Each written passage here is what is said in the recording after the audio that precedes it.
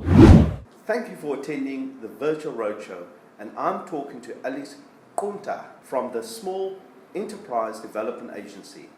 Alex Tandika Kunda is my name. Greetings to everybody. I lead and I manage Seda in the Western Cape province. Thank you very much. It's very thankful for the invite. It's good to be here. What are some of the keys to starting and running a small business? I won't prescribe because it depends on the jockey. The person might be alone, but he's got associates. He's got support, a network around him or her to support that individual. So if I prescribe and I say it's best to have, I can't, and that's the challenge within our space. But we always say, have a succession plan in place, because we've seen, especially family businesses, when Fatima goes or retires, then you find that Fatima's kids are not able to take over and carry on with that legacy. So Fatima must find a way of involving her kids from an early age. That's what we can prescribe to the owner or the entrepreneur. Look at your succession planning, and a lot of family businesses. That's where we like. But I like when you look at the farming community, you'll find that then the daughter of the son will go and learn agriculture, and come back with new ways of farming, so that because her granddad used to be a farmer, the dad is a farmer, but now with his generation a lot has changed. Then he brings that technology mix into. As a result, she's able to take the business to greater heights. That's what we normally advise. But it's always good to have your associates, your network, and the likes. Because you're not going to look at the trends, when you just on your own. But if you involve others, they will always telling you, and you are so fascinated about your products, you don't even see what is happening around you. But the others will be able to tell you, look at what is happening, and why don't you introduce this? Why don't you diversify? And that's the beauty about having that network of people that you could talk to. Whether it's your coach, it's your consultant, it's your associate, it's your fellow colleague, it's also with your employees as well. Because the employees, we must never underestimate them. There are a lot of things that they can bring to the table as well, in terms of innovation in how to take the product to greater heights. People must not despair. We've got schemes that we're having. We, as Seda, through the Department of Small Business, we are a portfolio. It's Seda, CIFA, and the Department of Small Business. We've got schemes that we are currently promoting for informal traders, and they've been hard hit by COVID. And these schemes are for your spazas, for your chisanyamas, the fruit and veg vendors, the people that are in clothing, textile, manufacturing. You've got people that are in the automotive after sales. You've got people that are in bakeries and small confectionaries. So all these schemes, they are there. One can contact us, and then we could tell you what you need to do, and we will help you also with registering in the e-portal, because that e-portal, we're making it so that we know how many people are there, and also where are you situated, because we need that data. And currently there's no one that can tell us in South Africa.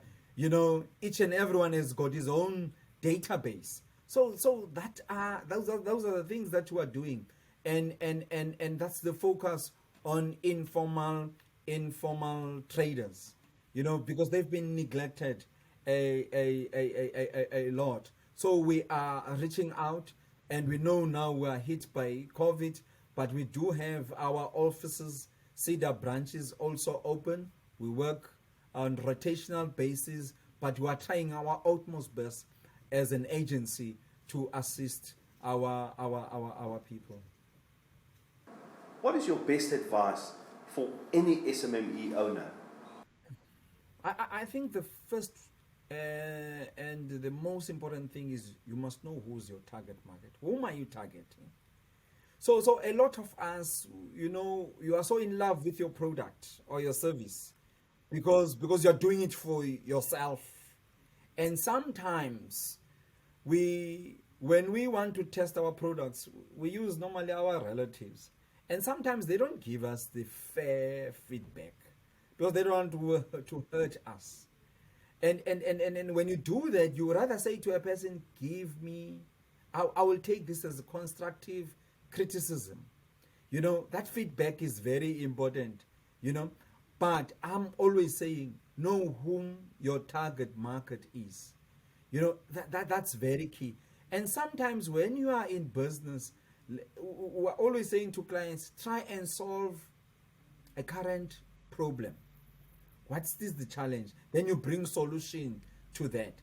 And then you'll find that such people are moving like anyone's business because you're solving, someone's challenge. You're bringing a solution. So if your business idea or your product is solution driven, then there are no issues.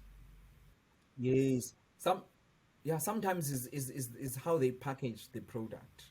Packaging plays an important role. You know, Even if you want to list your product in the shelves of the retailer, the retailer just does not want to take you. And a lot of our clients that we're busy with in terms of supplier development, and we had to work around the packaging, how you label your product. All those things are important. And even things that you might claim, you say this product does this and this. So if you don't have a proof and the research to that, you can't put it in your on your label. These are the things that people have learned, because now the retailer will say, give me proof of that. Let's say you've got a hair product and you're saying this is what it does. And if you don't have a proof of that, then you can't claim that. And I like this example of a packaging because it has changed a lot of people. There was a client that I was with last week on Monday, and this client of ours was just telling me how one client contacted him because he was in someone's office and he saw the product, but there was something that was attracting him to this product, and this client was commended about his packaging, and packaging really does a lot for someone. So that's what I've out of all my experiences, that's one that I can mention, because I know the retailers are also looking at it, and a lot of people that want to have a retail or shelf space, it's one of their challenges. So we work with them in trying to resolve those packaging problems. A lot of people have got ideas. People are busy trying to run their businesses, but most of the time you'll find that we've got compliance issues. That becomes a hurdle, a barrier, compliance. And a lot of our clients don't want or don't like compliance because they want to push their hustle, what they are passionate about. You want your product to be out there. Once someone says to an entrepreneur, for you to qualify for this, we need 1, 2, 3. You just turn them on. But in most cases, these things are not that much difficult. It's just that you need to have them. And that is our mandate as Seda. If you feel that you are overwhelmed with these things, you could contact your local Seda, your nearest Seda, and then we will assist you with that compliance. And that's the first hurdle that an entrepreneur must go through. It's like your accountant will say, I need all of these things from you for us to move. But and I think most of the accountants do these things on their own, and entrepreneurs are not used to that. But a lot of entrepreneurs cannot afford accountants, therefore it becomes a struggle. But as I'm saying, we're there as Seda to assist in that regard. For me, that's the most important thing. It's the compliance. Excellent. Well, here's hoping you get a lot more calls from SMME owners in the coming months. From the people that have been watching, please make use of Seda in whatever your endeavors are as entrepreneurs.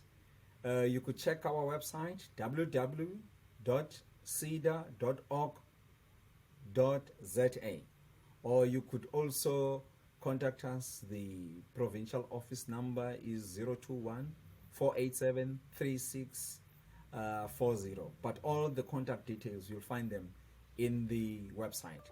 Thank you very much. Diabulela. That was Alex Kunta from Seda.